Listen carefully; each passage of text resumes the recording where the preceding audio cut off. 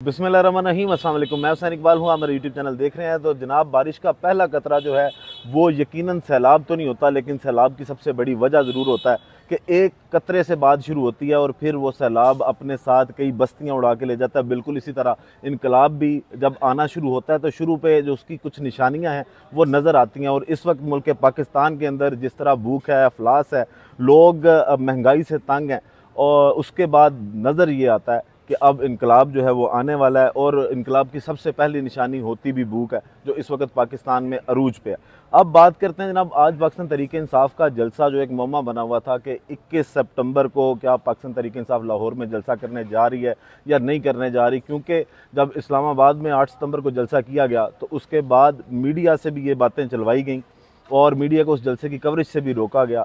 फिर ये कहा गया कि जनाब, आप अगर इस तरह के जलसे करेंगे तो उसके बाद लोगों का एतमाद आपसे उठ जाएगा और लोग आपके जलसों में नहीं आएंगे। तो पाकिस्तान तहरीक इंसाफ 21 सितंबर को लाहौर में जलसा करने नहीं जा रही। आज पाकिस्तान तहरीक इंसाफ ने लाहौर में जलसा कर दिखाया। हालांकि वो जो 43 शराइत पे मुश्तमिल इनको NOC दिया गया था वो बहुत मुश्किल था, नामुमकिन था। कल की वीडियो में उस पर जिक्र भी किया कि अगर आज पाकिस्तान तहरीक इंसाफ उन शराइत पे अमल कर भी लेती है तो क्या कल पाकिस्तान मुस्लिम लीग नून और पीपल पार्टी जब ओपोजिशन में कभी बैठेंगे या इनको कभी जलसा करने की ज़रूरत पड़ेगी तो, या ये इलेक्शन कैंपेन में जब जाएंगे तो क्या ये इन शराइत को पूरा कर पाएंगे या नहीं पूरा कर पाएंगे। तो ये एक बड़ा अहम सवाल था। आज की बात करते हैं जनाब। आज के जलसे ने जलसा मुकम्मल हुआ और जिस तरह NOC के मुताबिक टाइम दिया गया था कि 3 बजे जलसा शुरू होगा और 6 बजे ख़त्म कर दिया जाएगा, पाकिस्तान तहरीक इंसाफ ने उस NOC की शराइत के ऊपर अमल दरामद करते हुए 6 बजे उस जलसे को ख़त्म किया। और उस ख़त्म करने की वजह जो है वो भी एक अहम वजह है, वो भी जो सामने आई है। लेकिन उसके बाद एक बहस शुरू हुई मीडिया पे, सोशल मीडिया पे, कि क्या ये पाकिस्तान के अंदर जो लाहौर के अंदर जो जलसा हुआ है ये फ्लॉप जलसा या कामयाब जलसा है। तो पाकिस्तान तहरीक इंसाफ आज के इस जलसे में, 21 सितंबर के जलसे में, जो लाहौर कान्हा रिंग रोड के करीब हुआ, मवेशी मंडी में हुआ, वो अपना इम्पैक्ट इस कदर छोड़ के गया कि उसके बाद चीखों का एक तूफ़ान आया। और आज जितने भी पंजाब हुकूमत के वज़रा हैं वो बारी बारी आते गए और अपनी प्रेस कॉन्फ्रेंस करते हुए चलते बने। सबसे पहले अज़मा बुखारी साहबा जो हैं वो सुबह से ट्विटर पे बड़ी एक्टिव थी और हर थोड़ी देर के बाद ट्वीट करती जा रही थी। और उसके बाद फिर उन्होंने एक प्रेस कॉन्फ्रेंस की और मज़ाक़ खेज़ बात यह है कि उस प्रेस कॉन्फ्रेंस में वो वज़ीर सेहत को, सूबाई वज़ीर सेहत को अपने साथ लेके बैठी हुई थी। और उस प्रेस कॉन्फ्रेंस में जो उन्होंने बातें की वो उससे भी ज़्यादा मज़ाक़ खेज़ थी कि एक तो वो पूरा वो रिपोर्ट कार्ड अपनी तरफ से लेके बैठी थी कि जनाब इस जलसे के अंदर काफ़िले कहाँ कहाँ से आए और उनकी तादाद कितनी है। मैटर ये नहीं करता कि उनकी तादाद कितनी है, कितने लोग वहाँ पे पहुँच सके हैं, क्योंकि आपने जिस तरह वहाँ पे रस्तों को बंद किया, आप अब इससे भी इनकारी हैं कि हमने रस्तों को बंद नहीं किया। लेकिन 2 दिन से पिछले शाहदरा जो लाहौर का दाखिली रास्ता है वो बंद किया गया, अटक के पुल को बंद किया गया। पेशावर से कोई ट्रांसपोर्ट जो है वो पंजाब के अंदर जाने के लिए तैयार नहीं है। बसें जो हैं, जो पंजाब के लोग पेशावर में फंसे हुए हैं वो 2-2 दिन से फंसे हुए हैं और वो कहीं जा नहीं सकते। कल रात को एक वीडियो मंजर आम पर आई जो फिरोजपुर रोड के ऊपर कंटेनर लगाए गए थे इंडस हॉस्पिटल से पहले, वो इस चीज़ का खुला सबूत था कि आप लोगों ने जलसा गाह की जानिब जितने रास्ते जाते थे उनको बंद किया, लाहौर के तमाम दाखिली रास्तों को बंद किया। और फिर इतनी डिटाई से बैठ के आप स्क्रीनों पे आके ये कहते हैं कि जनाब हमने रास्ते बंद नहीं किए। फिर आपने, अगर आपको खौफ नहीं था, अगर आपको ये लगता है कि लोग आपसे एतमाद जो है वो आप पे एतमाद करते हैं, पाकिस्तान तहरीक इंसाफ से एतमाद उठ चुका है, तो फिर वो मीडिया को क्यों रोका गया? इस जलसे को ऑन एयर करने से रोक दिया गया, इस जलसे को लाइव दिखाने से रोक दिया गया। अगर खौफ नहीं है, डर नहीं है, तो फिर इस तरह की हरकतें क्यों हैं? फिर वो 43 शराइत से लेके रास्ते बंद करना, कंटेनर्स लगाना और मीडिया को कवरेज से रोकना, इसकी वजह क्या बनती है अगर आप खौफ और डर में मुब्तला नहीं है? आज अज़मा बुखारी साहबा ने सबसे पहले प्रेस कॉन्फ्रेंस की और उन्होंने जो प्रेस कॉन्फ्रेंस की उसमें वो क्या कहती हैं, सबसे पहले वो सुनते हैं और फिर उस पर बात करते हैं कि जनाब ये कितनी मज़ाहिया बातें करती हैं, ये अजीब तरह की हुकूमत है जो पंजाब को बैठ के चला रही है। तो अज़मा बुखारी साहबा ने आज क्या बात की, सबसे पहले वो सुनते हैं। 3000 बंदा पूरे पंजाब से इस जलसे के अंदर मौजूद है। पंजाब के लोगों का बहुत बहुत हाथ जोड़कर शुक्रिया अदा करना चाहती हूँ, लाहौर के अवाम का हाथ जोड़कर शुक्रिया अदा करना चाहती हूँ कि उन्होंने फितना, फसाद, इंतशार को रिजेक्ट किया है। मुकम्मल तौर पर आज ये मैं कह सकती हूँ कि पंजाब से PTI का खात्मा हो गया है। PTI को सपोर्ट करने के लिए पंजाब के गयूर अवाम तैयार नहीं है। अच्छा जी, ये अज़मा बुखारी साहब ने सबसे पहले ये बात की कि टोटल 3000 बंदा जी, आपने 3000 बंदे को रोकने के लिए पंजाब की पूरी पुलिस जो है वो डिप्लाई कर दी कि उनका काम ही यही था कि तहरीक इंसाफ के लोगों को, गाड़ियों को चेक करें, उनको रोकें, कंटेनर्स लगाएं, गिरफ्तारियां करें, उनके घरों में छापे मारें, उनकी ख़वातीन की तजलील करें उनके सामने, ताकि वो किसी ना किसी तरह पाकिस्तान तहरीक इंसाफ के जलसे के अंदर जाने से इनकार कर दें या जलसे के अंदर शामिल ना हो। उसके बाद अगर आपको ये लगता है कि ये 3000 लोग थे, तो फिर जिस तरह आमिर खाकवानी साहब ने ट्वीट किया और उसके बाद इसी तरह के कुछ और सहाफ़ी जो हमेशा कुर्सियां गिनने के काम करते हैं, जो जलसों की तादाद बताते हैं, तो आमिर खाकवानी साहब की ट्वीट के मुताबिक उन्होंने ये कहा कि बाहर से काफ़िले ज़्यादा आने नहीं दिए गए, लेकिन जो ये कहते हैं कि लाहौर वाले नहीं निकले वो गलत कहते हैं। आज 50 से 60 हज़ार जो अफराद हैं वो उस जलसे के अंदर शामिल थे, और अगर सिर्फ लाहौर के अंदर 50 से 60 हज़ार अफराद का दावा आमिर खाकवानी साहब करते हैं, तो इसका ये मतलब है कि फिर हुकूमत की जो तख्ता है वो हिलने जा रहा है। और आज वो जो टिकटॉक वज़ीर आला थी वो हाथ मलती रह गई हैं और उनका अब चीखने और चिल्लाने का वाकई वक्त हुआ जाता है। उसके बाद जनाब अता तारड़ साहब आए, उन्होंने भी वही बातें सारी की कि जनाब लोगों ने इंतशार को जो है वो रिजेक्ट किया है और लोगों का जो एतमाद है वो पाकिस्तान तहरीक इंसाफ पे नहीं आता। तारड़ साहब ने आज अपनी प्रेस कॉन्फ्रेंस में क्या गुफ्तगू की है वो भी सुन लेते हैं।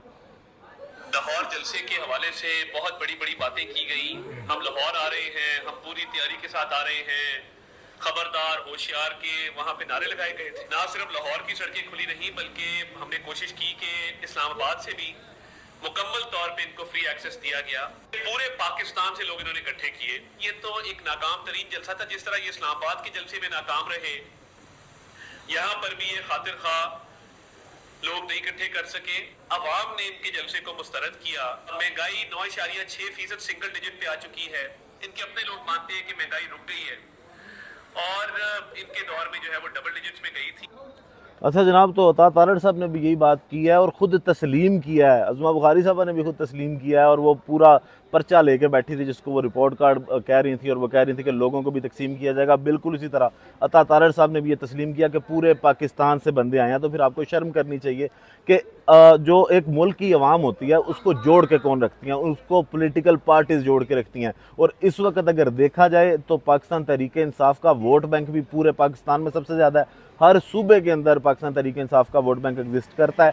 मुस्लिम लीग नून सिर्फ पंजाब को रिप्रेजेंट करने की कोशिश करती है और पाकिस्तान पीपल पार्टी जो है वो सिंध को रिप्रेजेंट करने की कोशिश करती है, लेकिन पाकिस्तान तहरीक इंसाफ वो वाहिद जमात है जिसमें आज भी काफ़िले सिंध से भी शामिल हुए, जिसमें आज भी काफ़िले खैबर पख्तूनख्वा से भी शामिल हुए, और पंजाब के काफ़िले भी, मतलब जो पंजाब के रिहायशी लोग जो वहाँ, क्योंकि जलसा वहाँ पे था तो वहाँ से भी लोग उसमें शामिल हुए। तो ख़ुद इस चीज़ से अंदाज़ा लगाएं कि इस वक्त पाकिस्तान की सबसे बड़ी पार्टी जो लोगों को इकट्ठा करके रख सकती है, जो सारे सूबों को इकट्ठा करके रख सकती है, वो कौन सी पार्टी है? वो पाकिस्तान तहरीक इंसाफ की है। आज कराची से काफ़िले आए, आज खैबर पख्तूनख्वा से काफ़िले आए, और उसके बाद ये सारी प्रेस कॉन्फ्रेंस हो गई, सब्र फिर नहीं आया, सुकून फिर नहीं मिला। फिर जनाब एक और सीनियर वज़ीर मरीम औरंगज़ेब साहबा, जिनका काम सिर्फ मरीम नवाज़ साहबा को जो है वो खुश करना है, उनके साथ रहना है, उनकी हाँ में हाँ मिलाना है, उनकी जी में जी करना है, जिसकी बिना पर उनको ये वजारत मिली है। और ये वही ख़वातीन है जो कभी इलेक्ट होके नहीं आई, ये वही हैं जिनको हर पार्टी ने जहाँ से भी, ये नहीं अज़मा बुखारी साहबा हों, मरीम औरंगज़ेब साहबा हों, इन्होंने इलेक्शन लड़ने की तो कभी ज़हमत ही नहीं की। ये सिर्फ यही है कि आप खातर तवाज़ो अच्छी करें, खुशामद अच्छी करें, और उसके बाद रिज़र्व सीट्स जो हैं उनके ऊपर आप असम्बली का हिस्सा बने। अब मरीम औरंगज़ेब साहब आई तो उन्होंने क्या कहा, अब वो भी सुन लेते हैं। तमाम रास्ते खुले हुए थे, हर सड़क खुली हुई थी, इसके बावजूद ये नहीं पहुंच सके। और मेरा सवाल ये है, किधर गए आप? आपने तो जलसा का लाहौर आना था, आपने तो ढोल वाले लेकर लाहौर आना था। कहाँ हैं आप? वो ढूंढ रहे हैं, हम तो लोग गंडापुर साहब को ढूंढ रहे हैं, किधर गए?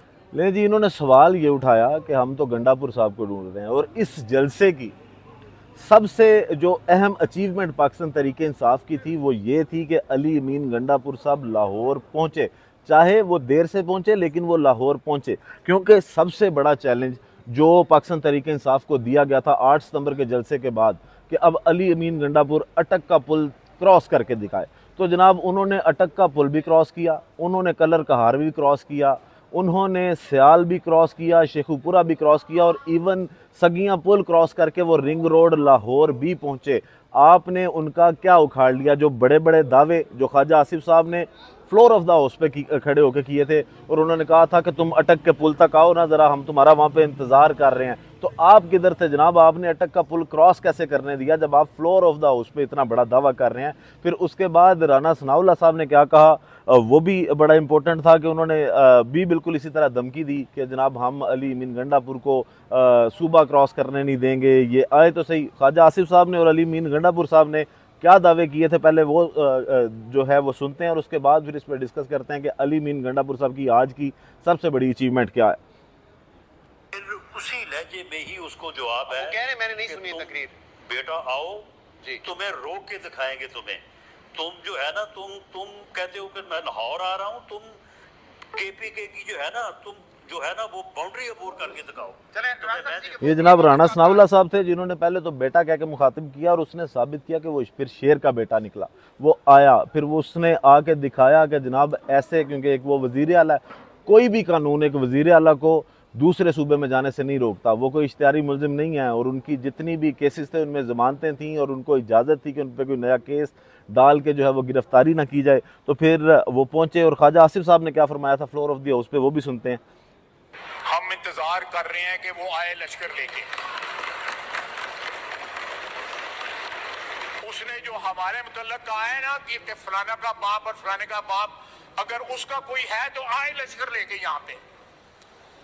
मैं अल्फाज नहीं दोहराना चाहता, हम इंतजार कर रहे हैं अटक के पुल के, वो अटक के पुल पे इंतजार करेंगे। ये जनाब ख्वाजा आसिफ साहब जो थे ये भी शायद इंतज़ार ही करते रह गए अटक के पुल पे, और अटक का पुल इन्होंने बंद करके पता नहीं कैसे उनको अली मीन गंडापुर साहब को रोकना था, लेकिन उन्होंने आके दिखाया। और उस वज़ीर आला जो ये कहती थी कि जनाब मैं रुथलेस हो जाती हूँ जब इस तरह के मामला आते हैं, अगर अमन को ख़राब किया जाए या कोई इस तरह की हरकतें करने की कोशिश की गई तो फिर मैं जो है वो बेरहम होकर दिखाऊंगी, तो आज वो हाथ मलती रह गई। प्लान इनका बिल्कुल वही था कि दोबारा से एक 9 मई क्रिएट किया जाए, क्योंकि जो 9 मई हुआ था उसकी बुनियाद भी पंजाब से ही तब रखी गई थी और उस वक़्त भी वो जो लोग आए जिन्होंने तनसीबात पे हमला किया वो कहाँ से आए, वो कौन आए, अब ये मेरा ख्याल है किसी को शक नहीं है, क्योंकि जितना अरसा उस 9 मई के वाक़े को गुजर गया उसके बाद से अभी तक अगर ये तहकीकात नहीं कर सकते, वो लोग जो आज AI टेक्नोलॉजी का इस्तेमाल करके कह रहे थे कि हम गिरफ्तारियां करेंगे, वो तब से लेके अब तक गिरफ्तारियां क्यों नहीं कर सके, कहाँ पे फिर लाया गया? आपके फिर इदारों पे ये सवाल उठता है कि अगर वो मामला किसी आपने नहीं किया था, किसी और ने किया था, तो फिर उनको अभी तक पकड़ के कटहरे में क्यों नहीं लाया गया, उनकी गिरफ्तारियाँ क्यों नहीं हुई, उनको सज़ाएँ क्यों नहीं हुई?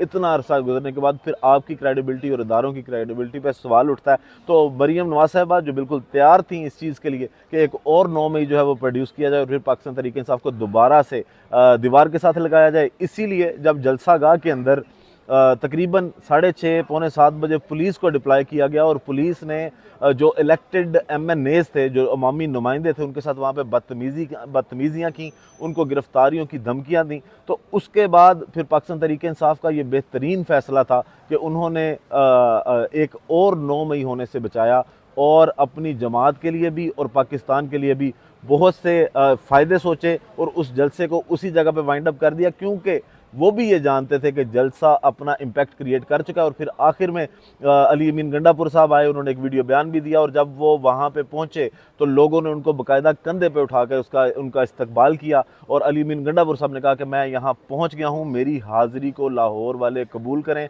और फिर साथ उन्होंने ये भी कहा कि जो फार्म 47 की हुकूमत है उसकी ना हम हैसियत को मानते हैं, ना उनकी कोई आइनी तरमीम को हम मानेंगे और हमारे होते हुए ऐसी आइनी तरमीम जो है वो नहीं होंगी। और फिर जिंदा दिलाने लाहौर ने देखा कि अली मीन गंडापुर साहब ने ये जो दावे थे इनके कि ये अटक का पुल पार करके दिखाएं, तो उन्होंने फिर अटक का पुल पार करके दिखाया। अब इसके बाद क्या कार्रवाइयाँ करने की कोशिश करते हैं, क्योंकि वो कल आपको एक लतीफ़ा बताया था खरगोश वाला कि अब कौन सी इस तरह के एतराज़ लगाया जाता है पाकिस्तान तहरीक-ए-इंसाफ पे कि जिसकी बुनियाद पर ये पर्चे बनाए, जिस तरह उन्होंने 8 सितंबर को किया और पाकिस्तान तहरीक-ए-इंसाफ की क़यादत को, इनके कारकुनों को जो है वो मज़ीद तंग किया जाए। ये अब देखते हैं कि अगला प्लान पंजाब हुकूमत क्या लेके बैठी है। वीडियो का इख्तिताम करते हैं इसी दुआ के साथ कि अल्लाह ताला पाकिस्तान पर अपनी रहमत नाज़िल करे। पाकिस्तान जिंदाबाद।